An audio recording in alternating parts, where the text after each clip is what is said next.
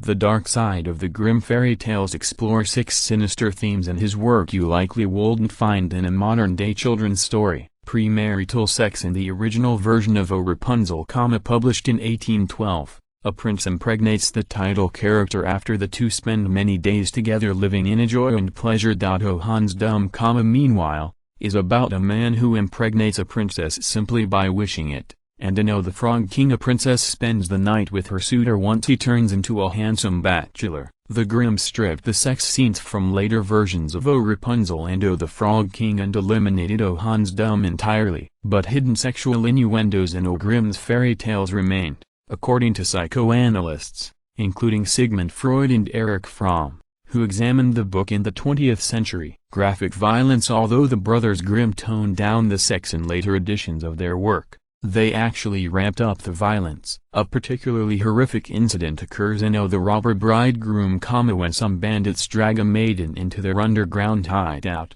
force her to drink wine until her heart bursts, rip off her clothes and then hack her body into pieces. Other tales have similarly gory episodes. In O Cinderella, the evil stepsisters cut off their toes and heels trying to make the slipper fit and later have their eyes pecked out by doves. In O the Six Swans, an evil mother-in-law is burned at the stake. In O the Goose Maid, a false bride is stripped naked, thrown into a barrel filled with nails and dragged through the streets. And in O Snow White, the wicked queen dies after being forced to dance in red-hot iron shoes. Even the love stories contain violence. The princess in O the Frog King turns her amphibian companion into a human not by kissing it, but instead by hurling it against a wall in frustration. Child abuse. Even more shockingly, much of the violence in O Grimm's fairy tales is directed at children. Snow White is just 7 years old when the huntsman takes her into the forest with orders to bring back her liver and lungs. In O the Juniper Tree, a woman decapitates her stepson as he bends down to get an apple. She then chops up his body, cooks him in a stew and serves it to her husband, who enjoys the meal so much he asks for seconds. Snow White eventually wins the day, as does the boy in O the Juniper Tree, who is brought back to life. But not every child in the Grimm's book is so lucky. The title character in O Frau Trude turns a disobedient girl into a block of wood and tosses her into a fire. And in O the Stubborn Child, a youngster dies after God lets him become sick. Anti-Semitism. The Grimms gathered over 200 tales for their collection, 3 of which contain Jewish characters. In O the Jew in the Brambles, the protagonist happily torments a Jew by forcing him to dance in a thicket of thorns. He also insults the Jew, calling him a dirty dog, among other things. Later on, a judge doubts that a Jew would ever voluntarily give away money. The Jew in the story turns out to be a thief and is hanged. In O the Good Bargain, a Jewish man is likewise portrayed as a penny-pinching swindler. During the Third Reich, the Nazis adopted the Grimm's tales for propaganda purposes.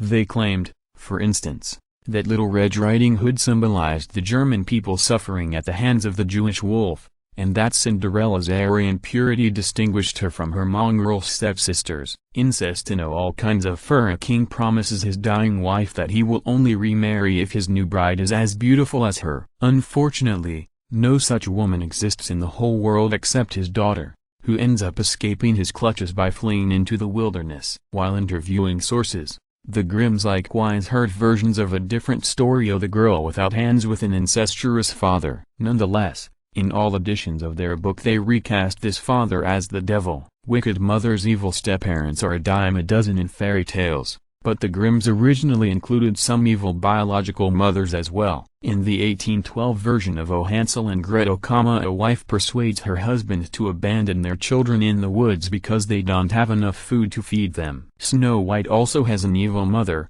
who at first wishes for and then become infuriated by her daughter's beauty. The Grimms turned both of these characters into stepmothers in subsequent editions, and mothers have essentially remained off the hook ever since in the retelling of these stories.